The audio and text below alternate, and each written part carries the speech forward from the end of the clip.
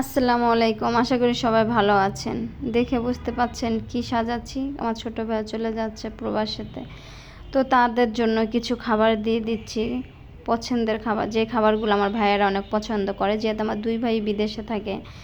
আর দুই ভাইয়ের জন্যই আসলে খাবারগুলো দেওয়া হচ্ছে, যেহেতু ছোট ভাই বাংলাদেশে ছুটিতে এসেছিল, বড় ভাই আসতে পারে নাই। তাদের জন্য এই খাবারগুলো আবার দিয়ে দেওয়া হচ্ছে যেন তারা ওখানে যেয়ে খেতে পারে। আর আসলে আমরা চাইলে মনে হয় যে এখন যদি বাংলাদেশে পছন্দের সব খাবারগুলো, মজার খাবারগুলো ভাইদের জন্য পাঠাইতে পারতাম, মনে হয় একটু শান্তি পেতাম।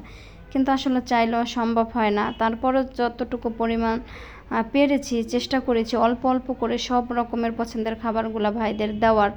কারণ এখানে চাইলেও তো নিতে পারবে না, কারণ ওয়েটের ব্যাপার আছে। আর এভাবে করে আসলে প্রবাসে কারা কারা খাবার পাঠানো অবশ্যই কিন্তু কমেন্ট করে বলবেন।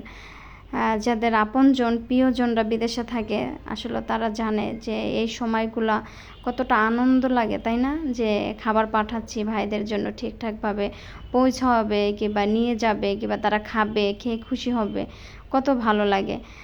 তো যাই হোক, এখানে সব কিছু প্যাকেট করছে। আর এটা সম্ভব হয়েছে আমার ছোটো ভাই বাংলাদেশের ছুটিতে আসার কারণে, না হলে আসলে সম্ভব হতো না। তো দুই ভাই একসাথে যে যেন খেতে পারে।